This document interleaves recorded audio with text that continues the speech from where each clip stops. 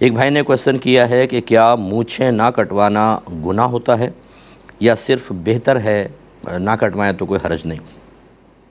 دیکھیں دو طرح کی صورتحال ہے۔ ایک تو یہ کہ مونچھیں اتنی بڑی ہوں کہ یہ جو لب ہیں ہمارا اوپر والا ہونٹ اس سے آگے، یہ کنارہ جو ہے اس سے آگے آ جائیں، اس طرح کہ جب آپ پانی پیتے ہیں تو پانی میں بھی جائیں، ایسی مونچھیں رکھنا تو مکروہ ہے اور گناہ لکھا ہے، مکروہ تحریمی لکھا ہے، اس کو تو آپ کو ختم کرنا ہوگا۔ یہ جو اوپر کا ہونٹ ہی غائب ہوتا ہے بعضوں کا، تو اتنی گھنی گھنی موٹی موٹی مونچھیں اور اسی میں پانی پی رہے ہیں، دودھ پی رہے ہیں، چائے پی رہے ہیں، وہ گندے بال اس میں سارے جراثیم آ کے جم جاتے ہیں، پھر وہ پانی میں جاتے ہیں لیکن کوئی پرواہ نہیں ہوتی، تو یہ غلط صورتحال ہے، یہ تو نہیں ہونا چاہیے۔ ایک ہوتا ہے اس سے اوپر کی یہاں کی یہ مونچھیں موٹی ہوں، تو اس میں سنت یہ ہے کہ بالکل مثل بھاؤں کے کرنا، یعنی بالکل باریک باریک کرنا، یہ سنت ہے، اور پوری صاف کروا دی جائے وہ بھی جائز ہے، ٹھیک ہے نا۔ یہاں تک جو ہے نا وہ یہی صورتحال ہو کہ مثل بھاؤں کے ہونے چاہیے، پھر یہاں سے کنارے سے اگر آپ بڑی رکھنا چاہیں تو اس میں کوئی حرج نہیں ہے، بلکہ حضرت عمر فاروق رضی اللہ تعالی عنہ کی جانب منسوب کیا جاتا ہے کہ آپ نے ایک بڑی بڑی مونچھیں رکھی ہوئی تھی، وہ چونکہ مجاہدین تھے تو ایک اس سے ہیبت طاری ہوتی تھی، تو اس وجہ سے وہ صحیح ایک مقصد کے لیے اگر کناروں کے یہاں سے بڑھائے جائیں تو گنجائش نکل سکتی ہے۔ تو تینوں صورتیں آپ کی خدمت میں رکھی ہیں، ان کا خیال رکھیں۔ ایک کسی نے کہا ہے کہ ہماری والدہ کے بھائی وراثت میں سے حصہ نہیں دے رہے، یعنی ان کی والدہ کو، تو ان سے قطع تعلق کرنا جائز ہے یا نہیں؟ دیکھیں مال و متاع کو بیچ میں لا کر رشتے توڑ دینا قطعاً غیر مناسب ہے، حرکت ان کی بالکل غلط ہے۔ نبی کریم صلی اللہ علیہ وسلم نے فرمایا جو کسی وارث کو اس کی میراث سے محروم کرے اللہ تبارک و تعالیٰ اس کو جنت کی میراث سے محروم کر دے۔ یا تو یہ دعا ہے کہ یعنی ایک دعائے ضرر ہے کہ اللہ تعالیٰ اسے بھی محروم کر دے، یا اطلاع اور خبر ہے کہ اللہ تعالیٰ اسے محروم کر دے گا۔ دونوں صورتوں میں نتیجہ بھیانک اور خطرناک ہے، لہٰذا بھائیوں کو چاہیے کہ بہن کو فوراً سے پیشتر ان کی وراثت دیں، لیکن ہمارا مشورہ یہ ہوگا اگر وہ نہیں دے رہے تو قطع تعلق نہ کریں، اچھے تعلق رکھیں، امید ہے کہ اللہ تعالیٰ ان کے دل میں رحم ڈالے گا اور وہ حصہ دے دیں گے، لیکن صرف ان چیزوں کی بنیاد پر قطع تعلق کرنا شریعت کو مطلوب اور محبوب نہیں ہے۔ یہ کہتے ہیں کہ میری دکان ہے اور میں بعض اوقات نماز دکان کے اندر ہی پڑھ لیتا ہوں،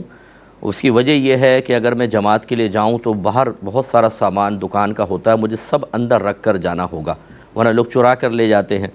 اور اگر کوئی ساتھ ہوتا ہے تو پھر میں اس کو بٹھا دیتا ہوں اور مسجد میں جا کے نماز ادا کرتا ہوں، تو کیا حکم شرع ہوگا؟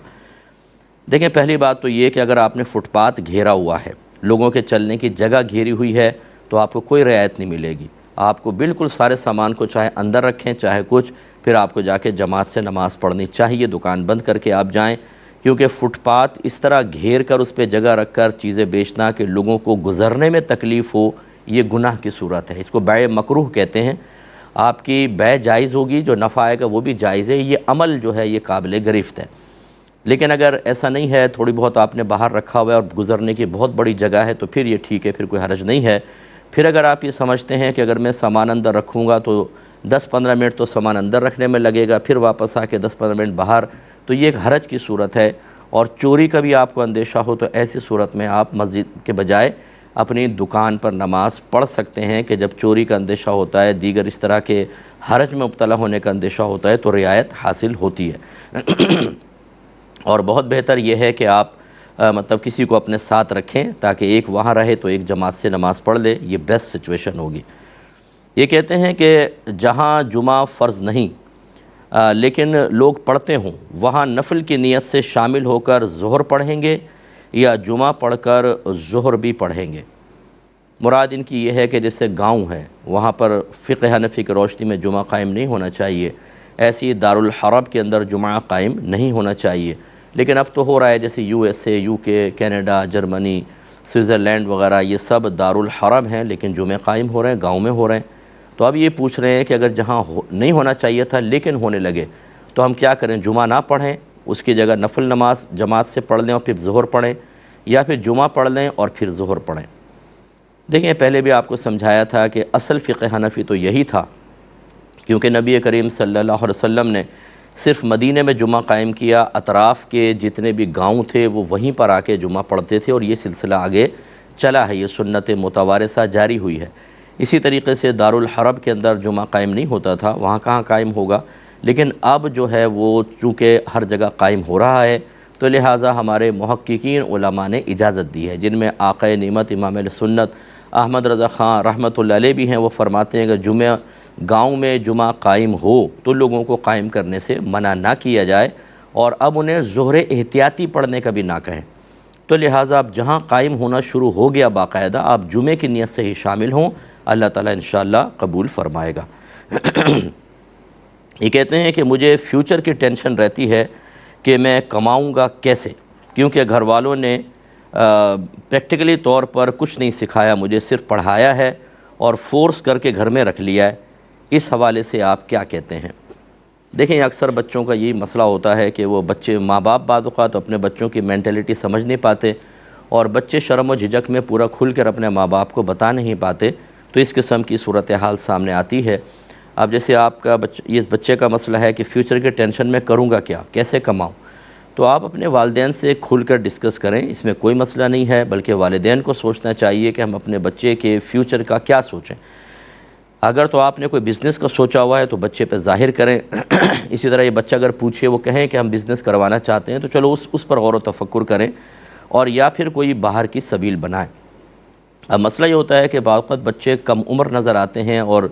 اتنے ذہنی طور پہ میچور نہیں ہوتے، ماں باپ اس لیے خوف زدہ ہوتے ہیں کہ اگر اس کو ہم جاب وغیرہ کرنے جانے دیں، ایسا نہ ہو کہ غلط قسم کے لوگ مل جائیں، کوئی کڈنیپنگ کا مسئلہ ہو جائے، خدا نخواستہ باہر کوئی پرابلم ہو جائے بچے کے ساتھ، اور وہ گھر میں سب افورڈ کر پا رہے ہوتے ہیں، اس لیے وہ بچوں کو باہر نہیں نکلنے دیتے۔ اور میں اس سلسلے میں والدین کو جو واقعی اپنے گھر میں بچوں کو رکھ کر بہت کچھ کروا سکتے ہیں، یا بعد میں ارادہ ہو اور ان خطرات کی بنا پر روک رہے ہیں، میں ان کو حق بجانب تصور کرتا ہوں۔ بعض لوگ کہتے ہیں ارے بھائی ہزاروں لوگوں کے بچے باہر ہیں، کوئی مسئلہ نہیں ہے، ٹھیک ہے ہیں بیچارے، کون کس مجبوری کے اندر ہے، کوئی ماں باپ نہیں چاہتے کہ ہمارے بچے ہماری نگاہوں سے اوجھل رہیں، اور وہ خطرے میں نہیں بھیجنا چاہتے، مجبوری کے تحت ہوتا ہے، جہاں مجبوری نہیں ہے وہاں پر احتیاط کر لیں، بہت اچھی بات ہے۔ آخری بات یہ ہے کہ ایسے بچوں سے ہماری گزارش ہے کہ جب تک آپ باہر نہیں جاتے، آپ سرچ کریں انٹرنیٹ پہ، ایک سے ایک کورس پڑا ہوا ہے، گوگل کے ہی بہت سارے کورسز ہیں، آپ وہ کورسز کریں اور فری میں ہوتے ہیں، اور اس کے بعد آپ دیکھیں کہ ان کے ساتھ ارننگ کا کیا سلسلہ آپ گھر میں کر سکتے ہیں، آپ وہ کریں۔ اسی طرح اپنی لینگویج امپرومنٹ کے لیے کوشش کریں، بڑے اچھے اچھے فری کورسز پڑے ہوئے ہیں انٹرنیٹ کے اوپر، عربک لینگویج کے ہیں، انگلش کے ہیں، چائنیز کے ہیں، اور اس کے علاوہ بہت ساری لینگویجز کے کورسز ہیں، آپ تھوڑا تھوڑا سیکھ کر روزانہ پریکٹس کرتے رہیں اور اپنی ان لینگویجز کو امپروو کریں۔ اس پر بھی بہت اچھی جاب مل جاتی ہے، اور پارٹ ٹائم جاب اور اسی طرح آن لائن جاب مل جاتی ہے۔ کرنے والا ہو تو وہ کر سکتا ہے، ہم خالی سوچتے رہتے ہیں، باتیں کرتے رہتے ہیں، گھر والوں کو برا بھلا کہتے رہتے ہیں اور پچھتاتے رہتے ہیں اور ڈپریشن کا شکار رہتے ہیں، پریکٹیکل کرنے کی طرف نہیں آتے، یا آتے ہیں تو ایک ہفتے کا جوش ہوتا ہے، اس کے بعد وہ گیم کھیل رہے ہوتے ہیں، وہی جو ابھی فیوچر ٹینشن میں تھا تو ابھی وہ گیم کھیل رہا ہے وہ، تو بھائی کہاں گیا آپ کا سلسلہ، آپ کرو نا۔ تو اس کو اسی طرح اگر آپ فرض کر لیں، آخری بات یہ ہے اس میں، اگر آپ اکیلے ہمت نہیں کر پا رہے اور آپ کو استقامت نہیں رہتی تو ٹیم ورک کریں، 2-3 اپنے کلاس فیلوز کو لیں، 2-3 آدمی پریکٹس کریں، روزانہ ایک دوسرے کو، جیسے لینگویج کے میں نے آپ کو بتایا ہے، کورس کیا ہے، اس کے بارے میں کویسچنز کریں، پریکٹس کریں، تو پھر یہ ٹیم ورک کی وجہ سے ہمت بندھی رہتی ہے، اور انشاءاللہ اللہ بہتر کرے گا۔